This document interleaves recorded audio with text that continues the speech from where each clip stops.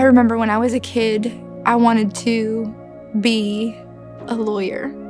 I remember I could argue with anybody until I was right. When my parents divorced, that really changed everything for me. There were times that I didn't even go to school. Everything I knew to be good wasn't good anymore. I never knew there was anything wrong with my parents' marriage. And just one day, it was gone. At that point, my dad decided to turn to alcohol and immediately enter a new relationship. And my mom decided that after all this time, she was going to pursue her career in law enforcement and completely immerse herself in that. Me being the baby, it kind of fell through the cracks between everybody's busyness and taking care of themselves. My relationships with my family were very unhealthy. Because of my dad's alcoholism, I had zero respect for him.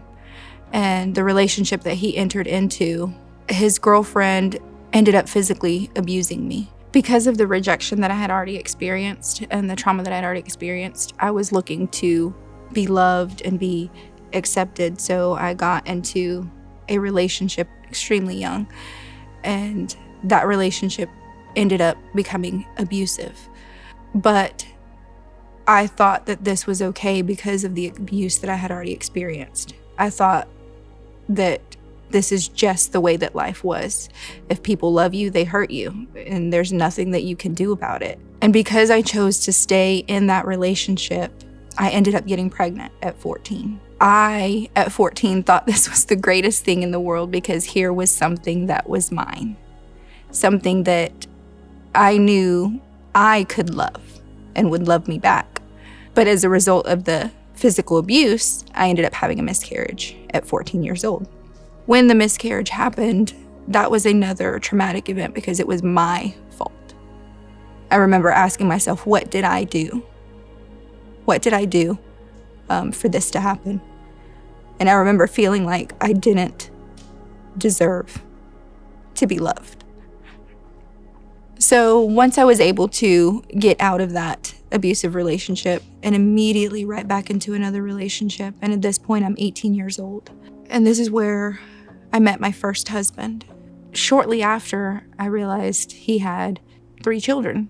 Normally that would be something that is overwhelming, but because I wanted to be loved so bad, I was like, here's a family, finally. This is gonna be great. Little did I know that he was married, and I didn't know.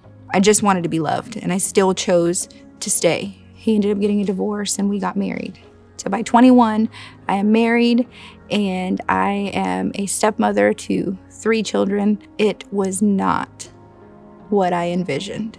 I didn't know the value of marriage. I didn't know the purpose that God had created marriage for. So I did what I always did, run when it gets hard. Instead of fighting for my marriage, I stepped out on my marriage. I had an affair. I made a mess of that whole situation. I'm not proud of anything that I had done. And the person that I cheated on my husband with, I decided to stay with because here again, I wanted to be loved. I knew I had made a mess of things because by this time I had had my own child. I had my first daughter. Even for her, it wasn't enough for me to stay married.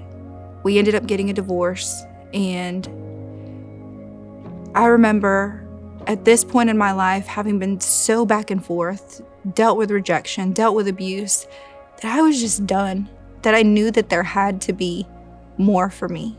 I knew that this could not possibly be my life. This could not possibly be what I was created for. And I remember deciding that in that relationship, if we were going to do this, that we were going to do it God's way.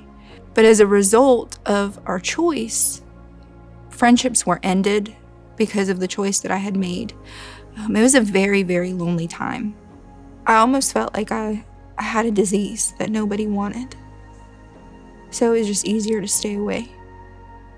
But I had decided that regardless of the rejection that I faced, I was going to stick this thing out. It wasn't going to be the same as every other time. At that time, I had just started going to church. Pastor Willie was the campus pastor. I remember people who didn't understand my situation or anything just feeling their opinions of me, feeling shame, feeling regret. And I remember Pastor Willie was the only person who loved me through it. He never questioned why I did what I did. He never made me feel ashamed. He never accepted our sin. He never told us that what we did was right. But he loved us because we were people. That was the first time I feel like I felt Jesus' love.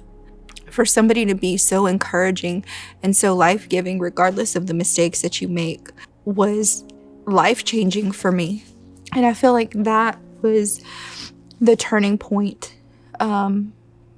for me, that I knew that this Jesus that I was starting to hear about had to be real, because there's no way that somebody could love people that way in their mess, in their mistakes, and still love them through it. So he encouraged us, he loved us, and pastored us through what we were going through, and we ended up getting married. I thank God every single day for my church. I thank God for Pastor Randy and Amy, who believe in marriage and what marriage was created for. Because of them and being obedient to God and knowing the value in marriage, we have been able to be resourced with what we need to fight for our marriage. I got married the first time not having a clue how to fight for my marriage. I knew how to fight with my husband, but I did not know how to fight for my marriage. I had started really praying for my marriage. Instead of praying that God would change my husband, because that was my prayer for a very long time, I prayed that God would change me, that my heart would be softened toward my family, because I wanted to end that generational curse. I didn't want to carry that on through my family. I didn't want to see my kids struggle with rejection. I needed God to do what only He could do. And I feel like I stood in the way of that for a very long time because of shame and regret. I realized for myself as a wife and as a mother that I found myself sitting on the shore in my life when there is a whole ocean of life to be lived that God had for me. I would maybe dip my toes in the water, and that's probably what would keep me going and keep me in relationship with God. But I was never fully immersed in all that God had for me. I know that God's calling me to move forward. I don't want there to be any more secrets or any more lies. I know that I have made so many mistakes, and I know that I have made a mess of things. And I know that my choices have had awful consequences. But I also know that God has more, and God wants more, and I want more for you. It's okay, Mommy. I still love you.